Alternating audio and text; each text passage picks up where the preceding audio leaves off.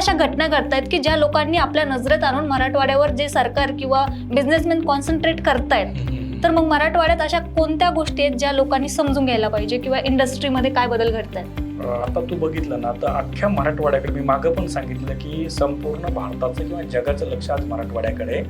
छोटा विचार करा तुम्ही, मागच्या 5-6 महिन्यात जर तुम्ही न्यूज बघितली असेल तर अंबानी फॅमिलीची सून राधिका अंबानी मागच्या 6 महिन्यामध्ये 3 ते 4 वेळेस संभाजीनगरमध्ये येऊन गेला, पैठण MIDC. हो, बरोबर आहे. किर्लोस्कर टोयोटा सारखा ग्रुप इथे MIDC झालाय. अंबानी सारखा जो जग भारताला सगळा श्रीमंत व्यक्ती, त्याचा परिवार येऊन चाललाय.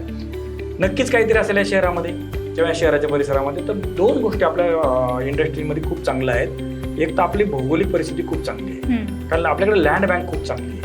बरोबर आहे. दुसरं सगळ्यात महत्त्वाचं काय आहे की आपल्याकडे बघ, इंडस्ट्री चालवण्यासाठी पाण्याची गरज असते, जागेची गरज असते. तुम्ही ना, आम्ही चव्हाण साहेबांच्या कृपेने एक नशिबान आहोत की त्या व्यक्तीने एक व्हिजन बघितलं होतं आणि नाथसागर बनवला. त्या नाथसागरामुळे आज सगळे उद्योग इथे येत आहेत. म्हणजे उद्योजकाला लागणारी जागा ती आपल्याकडे खूप चांगली आहे, उद्योजकाकडे लागणारं पाणी ते आपल्याकडे खूप चांगलं आहे. आणि दोन्हीच्या संगमामुळे काय झालं की त्याच्यानंतर कनेक्टिव्हिटी बद्दल बोलू आपण. ओके, बघितलं तर काय लागतं लोकांना, आता ते शहर शांत पाहिजे. आपलं नशीब चांगलं की सगळ्यात म्हणून गिल्ला जाणारं छत्रपती संभाजीनगर मागच्या काही वर्षापासून खूप शांत आहे. तो एक उद्योगासाठी चांगली गोष्ट आहे. दुसरं सगळ्यात महत्वाचं की कनेक्टिव्हिटी आपल्याकडे खूप चांगली आहे. समृद्धी महामार्ग आपल्या बाजूने गेलाय.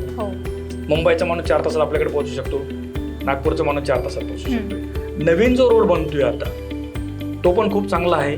हे पाणी चांगलं आहे, तुमच्याकडे लेबर त्यांना मिळणार आहे, त्याच्यानंतर तुमचं कनेक्टिव्हिटी चांगली आहे, तुमचं एअरपोर्ट आहे. याच्यामुळं मराठवाड्याकडे या लोकांचं लक्ष आहे. पण मला असं वाटतं की आत्ता मराठवाड्यातल्या लोकांनी याच्याकडे लक्ष देणं गरजेचं आहे.